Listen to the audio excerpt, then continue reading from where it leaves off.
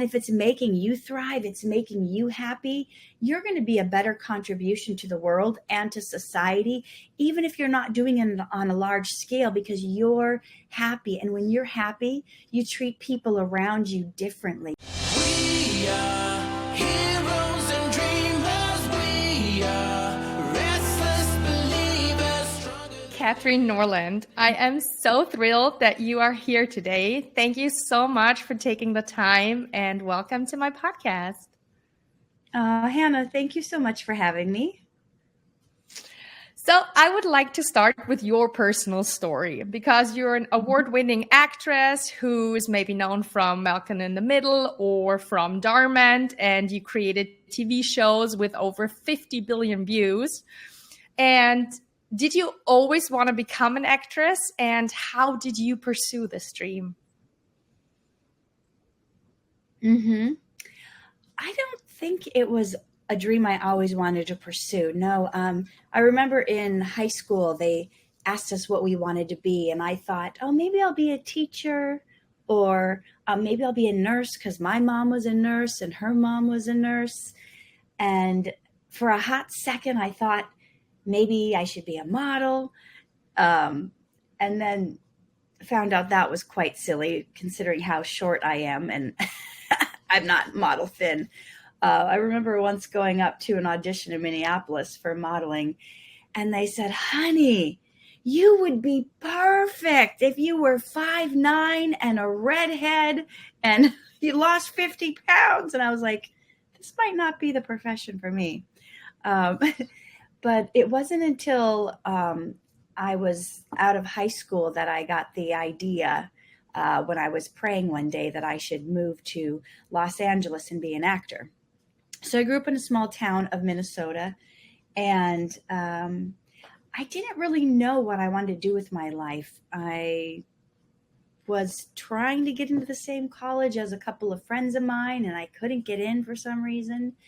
And I was battling a lot with low self-esteem, no confidence, very low self-worth, didn't think I was worthy of anything. And I had a lot of not great relationships, not great opportunities, because I never took chances, because I never saw myself as someone who was worthy of having anything good. As a matter of fact, when I first met my now husband, I just tried to sabotage the relationship and break up with him because he was so nice and kind. And I thought, I don't deserve him. So I broke up with him.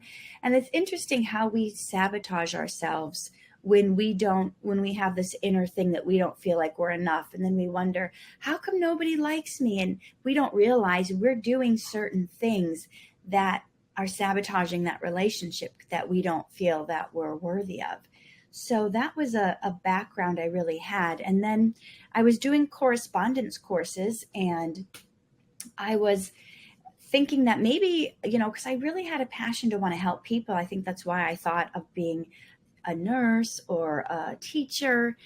And so I was going to correspondence courses through the mail for Bible college, thinking, well, maybe one day, maybe I'll be a pastor so I can inspire people and give them hope. And during my prayer time, I felt like I kept getting this message, like, move to Los Angeles and be an actor. And I thought, that cannot be from God. That's crazy. I never even did a play in high school. Why would I move to California? I couldn't even imagine it. And then during that time, there was this traveling play that would go around to different towns, and they came to my church and they did this play, and they asked me to be in it. And so I did. And it was, it had such an impact on the audience that after the play was over, all these people came forward and they were like crying and wanting to make their life better, and they wanted to be change and be different. And this light bulb went off, and I was thinking, wow, like you could do something like entertainment and be an actor and still help people and change their lives and be inspirational. So I think that's what really set it off. And so I've been in LA pursuing an acting career now for over 20 years, and I've been in well over 100 productions. And then when I booked this role on Dhar Mann, it was oof, it was over 5 years ago, and I've been a series regular on it ever since. But during that 20 years, I really had to unpack and unravel all of this unworthiness stuff. And I wrote about it in my book, You Are Worthy.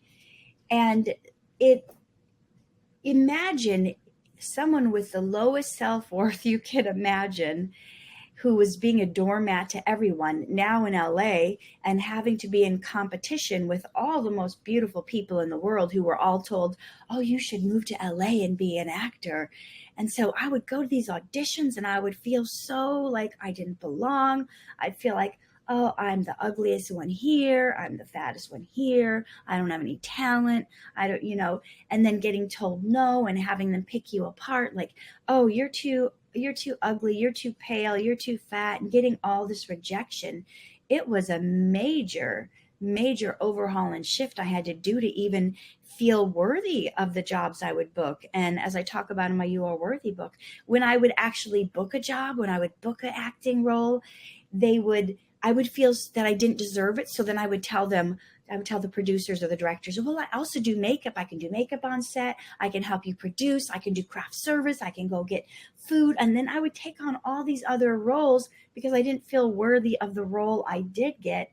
And that made my performance suffer because I was wearing all these other hats and trying to be all these different things because I didn't want them to figure out, oh, she's really not good. She doesn't deserve it. So I was sabotaging myself all the way through up until maybe, 5, 6, 7 years ago when I started to, about 10 years ago, I started to really get into like self-help courses and books and figuring out why I was doing what I was doing and sabotaging myself. I want to dive deep into the topic of self-worth because I believe there's so many people struggling with that. But before, I would like to ask you, like, I'm sure there's so many people right now listening and just thinking like, wow, she's living the dream. And you did pursue your dream and you created your dream life. And I believe like we all have dreams. Some are very aware of them. And then there are others where their dreams are like covered under like mountains of expectations of our families, like our kind of like society, whatever we think who we're supposed to be or whatever life we're supposed to live. How do we uncover what our heart truly wants? And then how do we get the courage to actually pursue our calling? So I feel like a lot of people knew what these dreams were when they were young. Maybe they couldn't articulate it into what it would look like when they grew up. But if I go back and I look at my childhood, I remember I was putting on shows for my mom and her friends. She would invite her friends over to coffee and I would like orchestrate these shows with costumes and lip syncing thing. And I would win all these lip syncing contests in high school. It didn't occur to me that, oh, I would grow up one day and be an actor or an entertainer. Also, when I got really down and depressed, I would be writing poetry. And then, I now have multiple poetry books out. So I think a lot of it is tied to where do you find your happiness? Where do you find your bliss? Start asking yourself, what is that thing that I lose myself in when I'm doing it? I just feel like I'm in the flow and I can shut out the world. Is it getting your hands in the clay? Is it doing the pottery? Is it when you're working on a car engine? Is it when you're painting? And if you start to just get quiet with yourself, maybe you're journaling, and just start remembering and asking, when was I the happiest? When did I feel carefree? And you'll find clues there. And maybe you've buried it deep, maybe it's just shoved down so far that you have to uncover. If you have to ask your friends or your relatives, like, when do you remember me being the happiest? And they'll tell you if you've suppressed it so much you can't remember. If you have relatives, they'll say, "Oh yeah, when you were little and you were building your Legos, you would make these great big towers and whatever it is." Get to the bottom and find out what it is. And I would start by pulling more of that into your life and going back. Take another painting class. Maybe you haven't painted in 30 years.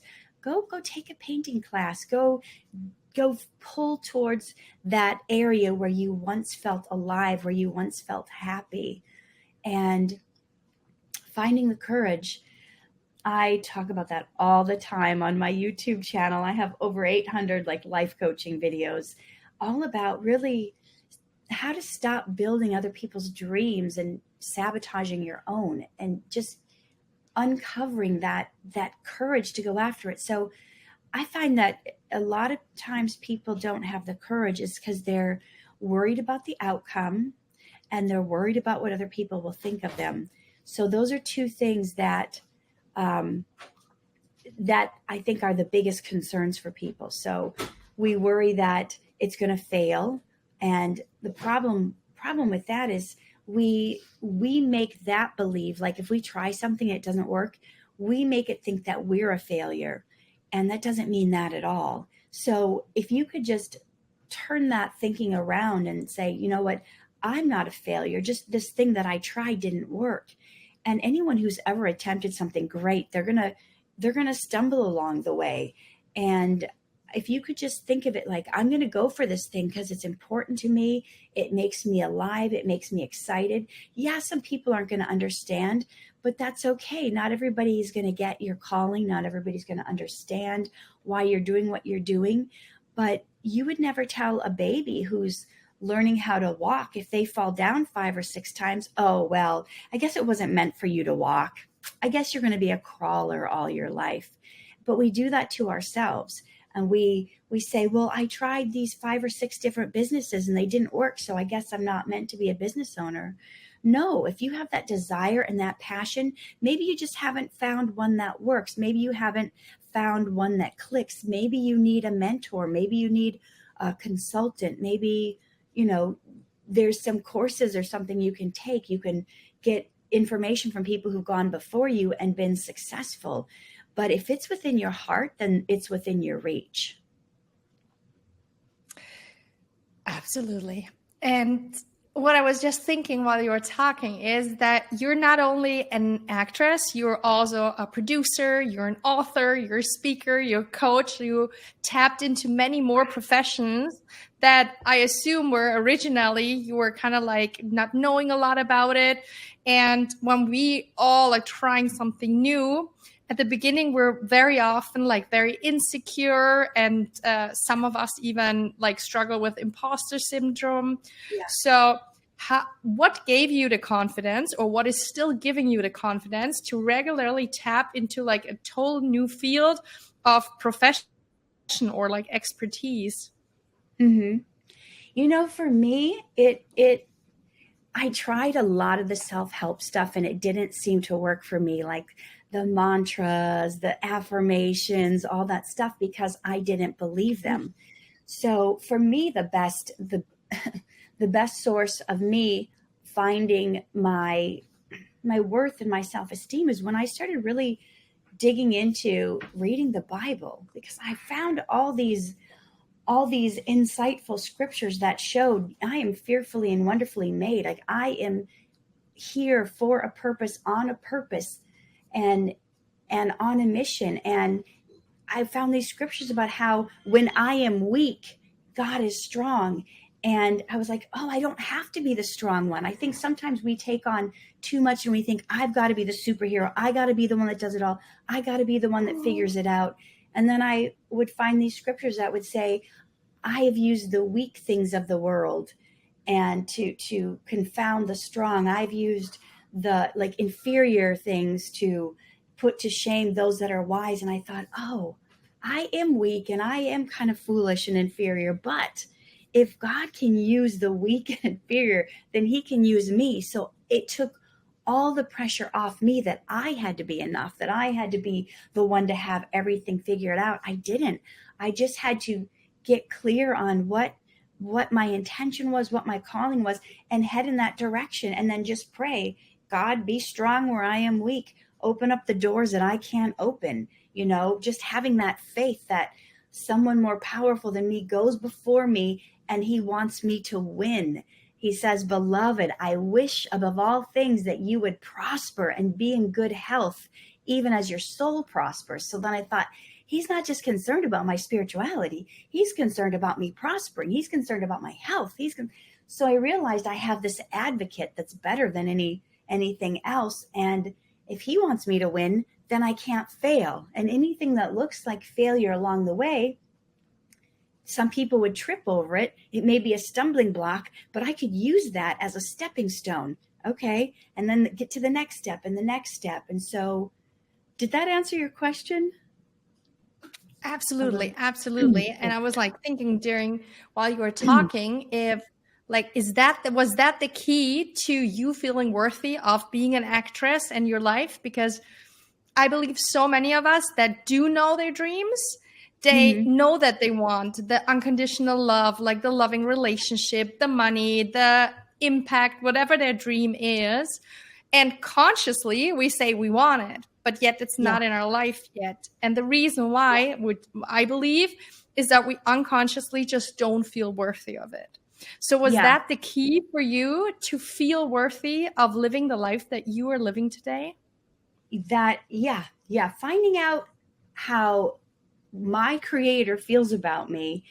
And, he says that I wish above all things that you would prosper and be in good health, even as your soul prospers. I know I already said that, but just knowing that the creator of everything wants you to basically to have it, to have the things that you want. Like he puts those desires in your heart. So that means you are meant to have it. Anything that tries to pull you away from that truth, anything that tries to make you feel like I am not worthy, it's, you're putting the focus on yourself. And when we're putting the focus on ourselves, we can't see the big picture. There's always going to be ways we fall short. There's always going to be failures we've had. There's going to be people in our life who've told us we'll never make it. We're never going to amount to anything.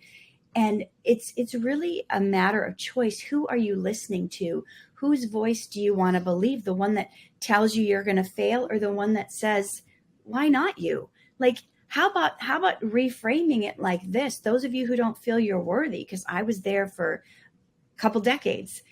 Why not you? Why is that other person so much more special than you? Why do they deserve it more than you? They're not perfect. They've failed just as much.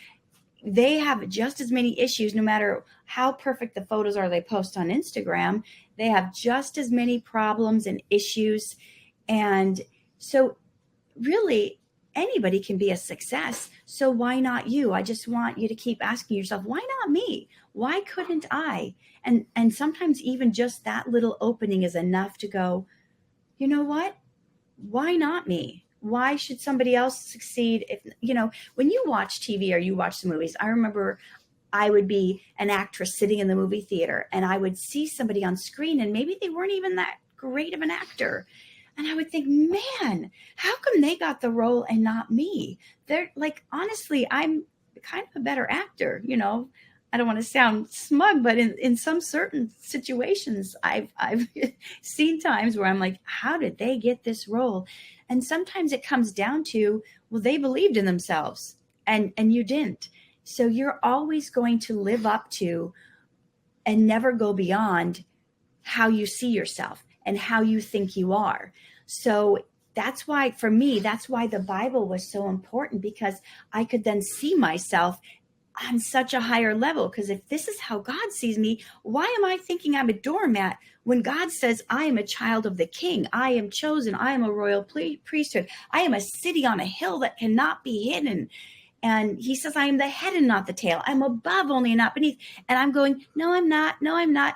And it's like, why am I arguing with God? Why do we fight for our limitations when we could go for everything with gusto?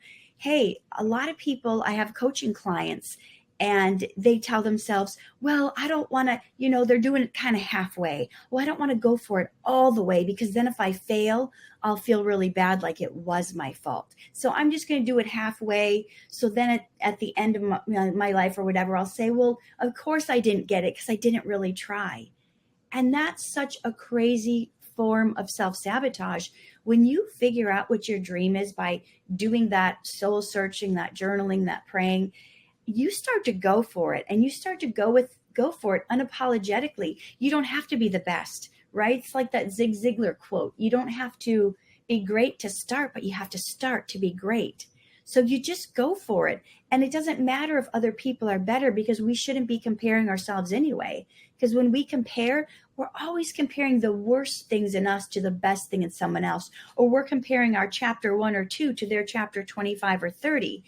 And that just has to not be a thing. If you're better than you were yesterday, then you're a success. If you've learned something that you didn't know yesterday, then you're a success. If you've failed along the way, those who fail the fastest are those who reach the furthest, because they're always learning. They're not going to let this stumble or this fall or this failure keep them down, and they're not going to let it mean anything about them. Initially, when I would get all these rejections at auditions, I'd think, oh, I'm not a good actor. Maybe I should just move back home. I'm never going to make it. Just because one person's opinion. And you have to start really take away what other people's opinion. Not everyone's going to get you. Not everybody's going to like you. They're going to think your artwork sucks. They're going to think your podcast sucks. They're going to think, but who cares, because they're not your audience. But you are going to have an audience. You are going to have a tribe who love what you do. And if it's making you thrive, it's making you happy, you're going to be a better contribution to the world and to society, even if you're not doing it on a large scale, because you're happy. And when you're happy, you treat people around you differently. You're kinder. You know, you hear about like the guy who loses his job. So then he comes home and he yells at his wife and he kicks the dog. If you're not happy, you're not treating the people around you happy. So even if you don't have these big, massive goals to be the owner of a multi-billion-dollar company, you just doing that thing that sparks you and lights you up and keeps you alive in itself is going to make you a better human being to those around you. And sometimes like doing them out of this happiness of just like living the life that you want to do, like that you want to live. Sometimes like those small acts of kindness, of like smiling to a stranger or thanking or being especially nice to a cashier, like we underestimate what impact that does and how we can actually impact them in the small other people's lives. And that creates like a ripple effect as well. So thank you very much for sharing this. You were talking a lot about self-sabotage, and I believe this is a topic that so many people struggle with because we all know what we want to have. People start working towards them, getting the courage, and then yet people start to overspend, start a fight, even though they wanted to be more calm. Whatever issue or whatever they are like having as a topic in their life. How, if we're noticing that we're sabotaging ourselves, but yet we don't really know like why we are not fully pursuing something, why we're always kind of almost having this rubber ties, always like bringing us back to the kind of like the state or the thermostat that we're just used to. How can we overcome this sabotaging behavior? Yeah, I talk about this in chapter 15 or 16 of my You Are Worthy book. I have something in there called the sight method, in order to be able to see yourself from the proper perspective. And so I think a lot of times we're disconnected from all the ways we are sabotaging ourselves because we're not fully mindfully plugged in. We're distracted. We've always got a podcast going or music going, and we're never having that time with our thoughts.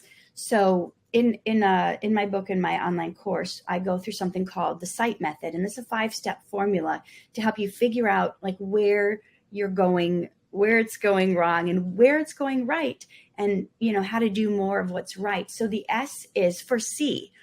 So to see everything that you're doing. And this is like, I would challenge your listeners to take a little notebook with you everywhere you go and just start noticing, start seeing all the things that you're doing. Like, oh, I ignored my kid when they asked for something. Write it down.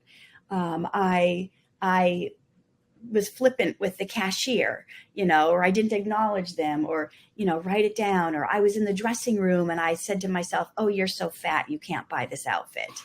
Just start seeing all the things you're doing. Oh, I told my husband that I was mad at him for this or that, or whatever, just start noticing, what are you saying? What are you doing? How are you being? And just start writing it down. No judgments, because I want you to write down the good stuff too. Maybe you were trying to park somewhere and you saw an elderly person wanting the same parking spot. You let them have it. You write that down. Maybe you tell the cashier she's got a beautiful smile. You write that down. So you start seeing, I want you to start seeing like whatever the pattern is. Start noticing, what are the things that I'm doing? What are the things I'm saying? Even as much so as your thoughts. Like, oh, I was going to make this phone call, but I thought, oh, they're not going to want to hear from me, so I didn't call. So the first step is to see everything you're doing, make that list. And then the I in the sight method is to inspect. Now I want you to go through that list and let's inspect it. Let's look at, wow, I didn't realize how many times I put myself down in the mirror, or when I was changing, I put my body down or whatever. Oh, but at the same time, look at, I snuggled with my kids. I held my husband's hand when we were out for a walk, and I told him how much I appreciated him. So you want to inspect and see, what's the difference between these things that I'm doing and these things that I'm doing? And then you go in with the letter G, and you want to go through your list and you want to start getting rid of the garbage. What's the things that are weighing you down? What are the things that you're like, what, if I were at my highest potential, if I had reached my highest level self, if I am like being a true image of who God created me to be, would I be doing these certain things? And when you realize that doesn't align with who I want to be, that's the garbage you get rid of.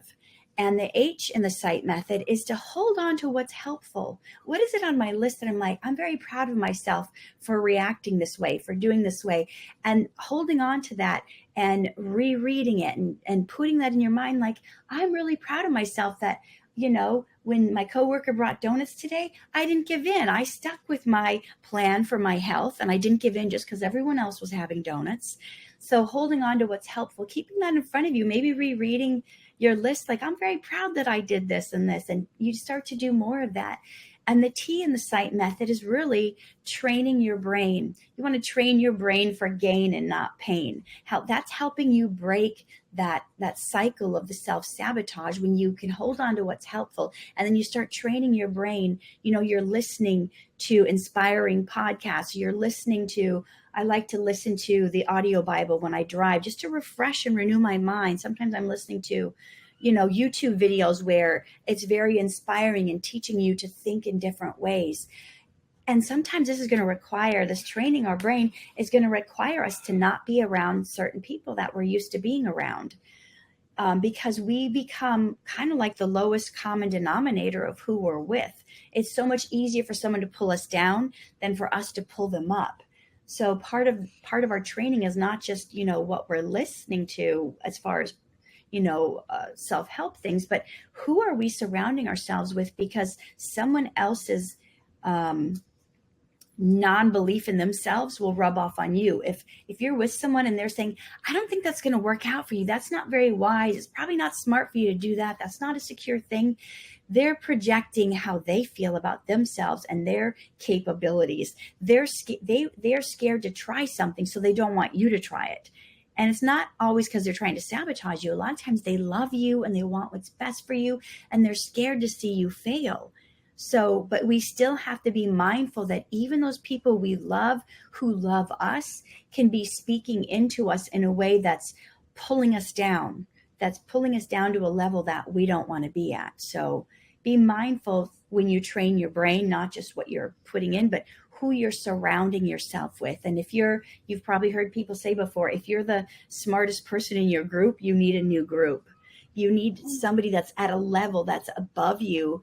Not all the time, but you need to have at least that in your life on a regular basis, where you can go, wow, I just, if I could be like that, or if I can get these new concepts. I just got back from 3 days in Las Vegas, and I was at a mastermind for speakers and authors. And I came into it kind of stressed. In the first couple of days, I was feeling like the stress of all the things. But after being around this group of higher vibration, high energy, higher levels of thinking, I came away with new ideas, new insights, a renewed enthusiasm for what I'm up to. Because in my regular life, I'm not around those kind of people. I'm not around people who are necessarily up to big things. I'm around good people, but they don't necessarily have goals to achieve the highest things. That, like, they're happy with their life. And that's, if you're happy with your life and you love what you're doing, that's awesome. But at the same time, there's those of us who know they were called, you're called for something greater, something bigger, something more. And when you're in that place and you feel stagnant with the circle around you, you got to reach out and get the help that you need and surround yourself with people who will, call you to that higher level. Absolutely. I started to, I think a few years ago, I started to always, whenever I met somebody, I started to take a second afterwards to tap into myself and seeing what kind of energy I am. And I noticed such big difference of people who are very alike, who are maybe also entrepreneurs, coaches, very big in the personal development or also into yoga. I sometimes was almost flying away from meeting them because I was so inspired. So I just felt so good to be with somebody who was so much alike. And then I noticed there are other people where I'm walking away. I'm very in my head, worrying a lot and so on. And once I made the shifts to spend more time with the people that really lift me up, that was one of the biggest game changers in my life. So Yeah. yes, there's this saying of you are the 5 people that you surround yourself with. And I truly, truly believe that. And yes, as you say, I believe those are the authors, the podcasts, every content we create. So for somebody listening or watching who feels but I don't have anybody inspiring in my life, those can be your 5 people as well. But it's very hard to put in all the positive mindset, the self-help books, as you say, but then only be surrounded with naysayers, with people who don't believe in you, who talk bad about your dreams. Then maybe there's that's the time to take a step away from them and to invite more people who actually uplift you in your life. Yeah, and they're everywhere. You surround yourself. There's Facebook groups you can join, different communities if you have the means to go to some of these events. But even just being in the groups where people are thinking different, are thinking higher, and it may feel lonely at first because the people who are called to higher things and higher levels, that's such a small percentage. The people like you, Hannah, and people who want to be putting out these positive messages, so many people are just content in existing. They're just content in I just want to be happy, eat all the good food I want, just lay around and watch TV. That's okay if you're happy, I guess, but the people that are at the highest level that are wanting to achieve more, it's few and it's far between. So when you can find people like that to gravitate towards, I've worked with hundreds and hundreds of actors over the years, and there's just a few that I've attached myself to. I'm going to be their friend. I'm purposely setting out to do everything I can to be their friend, inviting them over, encouraging them, because I recognize that they have that spark to do more, to do greater. Whereas a lot of times in the acting world, you're on set with people who are, even though you think, oh, pursuing an acting career, that's kind of a high, lofty goal, there's so many complainers on the set. You'll be around, especially there's just so many people that are well, this didn't go right for me, or how could they do this, or I got this rejection, or can you believe the casting director said this? And I've been part of that, and I write about some of that in my You Are Worthy book. But we just start to check in when you're around that complaining. How are you feeling? Sometimes you get out of a conversation with someone, even if they're not saying anything bad about you, you feel like you need to take a bath, you need to take a spiritual bath to get off. I mean, how do you feel watching the news? Do you feel more positive and alive and excited about the world and your life and your opportunities after you watch the news? That's all part of training your brain. Are you going to focus on the negative, or are you going to focus on the positive? Because as you know, what you focus on expands, and you start to get more and more of what you're focusing on. So I know people will try to tell you, but you have to watch the news. How are you going to know what's going on in the world? but and in anything that's important, people are going to tell you anyway. Like, you can't even go to the grocery store without someone saying, oh my gosh, can you believe the tornado that's going through Milwaukee? So you don't even like, the important things you're going to find out about, but don't feel like you have to ingest the negative all the time to know what's going on in the world. It's such a lie. Especially also because there are certain things that the news are reporting about, which is, of course, then the tornado in New York, New Yorkie, or where you said, like that is very important for the people of that region and so on. But how much does knowing that actually impact your life and the current situation? So that's also like, with certain things, I'm just feeling like, okay, yes, of course it is important to know certain things, what's going on, but then also, how does it actually impact my life? Actually, not at all. Okay, now I know it, but it's at the other end of the world. So while if I spent my time that I was spent it with watching the news, well, I would have spent it with something that gives me a new mindset perspective, or something that is actually something that really affects my life and makes an impact in my life and in my relationships, in my business. And I feel like that is also sometimes, like sometimes we just fill ourselves up with information, but information is all good. But as long as we don't turn it into wisdom, or as long as it's nothing that is really like making an impact in our life, then we could ask ourselves the question of like, how wise did I actually like invest my time gathering that information? Mm-hmm.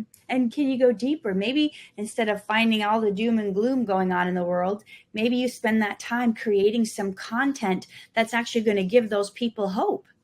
And then that's actually going to be better for you than just knowing the scary stuff that's happening. If you can create content that will then, after this tornado goes through and maybe wrecks their lives, they have some place of hope to turn to. So, it's different ways to look at it, but yeah.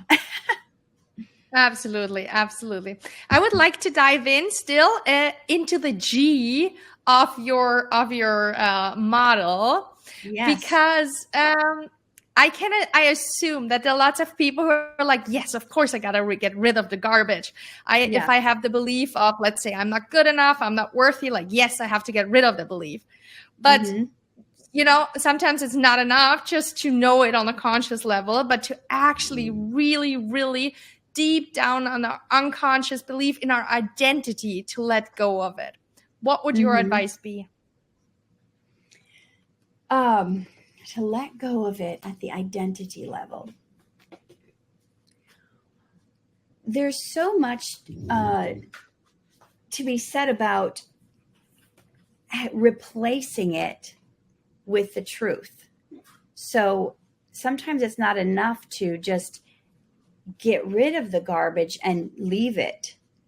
That's why it has to tie into the holding on to what's helpful and the retraining your brain. If you don't replace the garbage or what's been taken out with a new identity and who you really are and who you aspire to be, then you're going to keep going back to the old ways. So just as important as getting rid of the junk is not only beyond holding on to what you're doing right that's helpful, but what are other people doing? How are people that are at that level that you're at, that you want to be at? How are they, like, what is their identity? Can you borrow someone else's belief in yourself?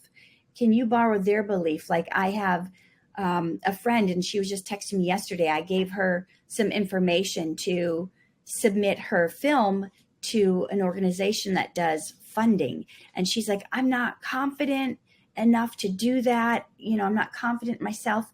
I said to my friend, can you just borrow my belief in you for now? You borrow my belief and you submit, because I believe in you. I believe in your project. And if you could just borrow my belief for a moment. And I've seen that be very helpful over the years. Maybe you've been in situations where you don't feel confident in yourself, but someone else has been speaking into your life and they're confident in you. And you can borrow, this person thinks really highly of me. So maybe they're right. And, start to consider that maybe you're not always correct about yourself. because you know all your failures from the last 20, 30, 40 years.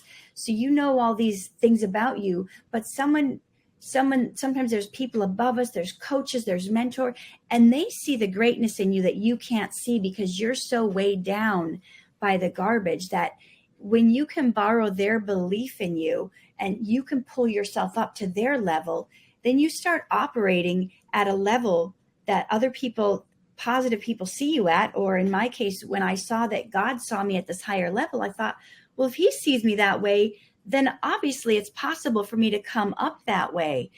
And so what is it for you that's going to allow you to rise, to redo your identity, to reframe who you are? Maybe I'm not this failure. Maybe I have tried some things that didn't work, but that doesn't make me a failure. It's like, I talk about in my book, part of the reframing is like, talking about like someone's like, let's say you're 200 pounds overweight. You don't want to go around saying I'm fat, because that pulls you down to this low level, low vibrational, beating yourself, feeling so bad about yourself. How about instead of saying like, I am fat, how about reframing it saying, you know what, my doctor thinks that my body has some excess on it right now, and I need to incorporate more movement and more healthy foods into my life so that my body can function at its highest. It's not me. I'm a spiritual being, and I'm just residing in this body on earth temporarily. So if you say, oh, I'm fat, or I'm a loser, I'm this, you turn that into an identity statement as if that is who you are. But you are not fat. That's just a condition that your body is currently in. And if you're able to separate, who you think you are from the reality. So like maybe you've cheated on your spouse. Stop identifying as being a cheater and start identifying with, I made this mistake, but that is not who I am. I aspire to be a person that is faithful in relationships, and you look towards the level you want to be at. You don't keep looking back at the failures, right? You hear that the windshield is big on a car, but the rearview mirror is small. We're not supposed to keep looking back at the places we failed. So I think part of getting rid of the garbage is replacing it with the image you want to have. I think that's why a lot of people make like goal posters and vision boards. It's having that aspirational part of you of where you want to be and looking at that daily and having it in front of you on your desk. And that's going to help you get rid of the garbage, because you're looking at, this is me maybe a year from now, maybe 5 years from now. What can you hold on to in your mind that will help you get to that next place and replace the garbage with the helpful things? Which brings back the circle to what you said earlier, is of what you focus on expands. And if you like keep switching all the time from I'm fat, I'm ugly, whatever you're telling yourself, to no, I am beautiful, I am like always, I have a beautiful body. If you switch and switch and switch, at some point that positive part will expand, and that will actually become your reality. Beautiful. Yeah. Kate, everybody who just listened to you, who just loved everything you said, who wants to get your book, wants to get in touch with you, maybe wants to get one of your courses, how can we connect with you? Oh, thank you. Well, I have a free gift for all your listeners today. And out of the You Are Worthy course, I have selected 3 lessons that I want to give away. If you go to freegiftfromcoachkat.com, that's K-A-T, freegiftfromcoachkat.com, you'll be able to download 3 lessons out of the You Are Worthy course. And I think you're going to come away feeling really good and seeing yourself in a whole different light and perspective. Sorry, my 16-year-old son wants to say hi. Here I see it. Hello. Please visit Mommy's must shop. I think buy this Live True, Love Hard, signed white. Oh, how beautiful! What a beautiful message. Oh, also, Please buy the phone case. Okay, Timmy. He's like doing a commercial for me. He's talking about There I you have have a red. it. Absolutely. Thumbs up for your mom. She's a rock star. She is a rock star. You're so So sweet. what's the merch website again? Okay, honey. I'm just saying. He's like, what's your merch website? It's Kat Norland merch at redbubble.com. Yeah. Okay. Visit it now. I will link it in the show note to make sure everybody Most downloads it and awesome. uses it. Okay, honey. That's good. That's good. I'm not paid to do this. My biggest cheerleader. No, you're not paid. You're not paid to do Bye. it. He gets $5 a week. Bye. Thank you so much. He has been quietly There sitting you here. see the importance of somebody holding you in a high light and seeing you if you doubt yourself. There you have your biggest cheerleader. That's so beautiful. my special boy. Yes, he is. An impromptu commercial. Wonderful. Yes. I love it. And I think that's important. And to see like how actually our actions are impacting our children and how much of what we do every day, like once again, the ripple effect I mentioned before. So I find it super beautiful that you're an inspiration to your little boy and to so many others. So, Kate, I want to thank you from the bottom of your heart for sharing your wisdom, for first creating your dream life for yourself and like walking the path yourself and now sharing with others all the struggle you overcame, how you managed to find worth in yourself and love yourself the way you are, and just being an inspiration to so many of us. So thank you so much for being on my show, and thank you for the light that you're sharing with the world. Thank you, Hannah. I appreciate it. Thank you so much for listening. I hope you enjoyed this episode.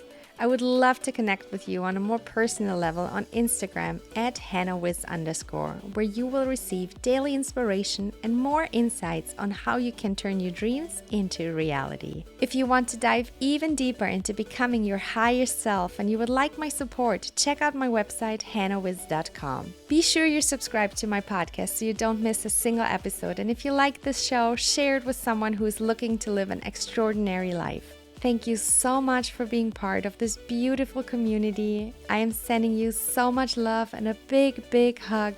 And always remember, it's time to shine your light.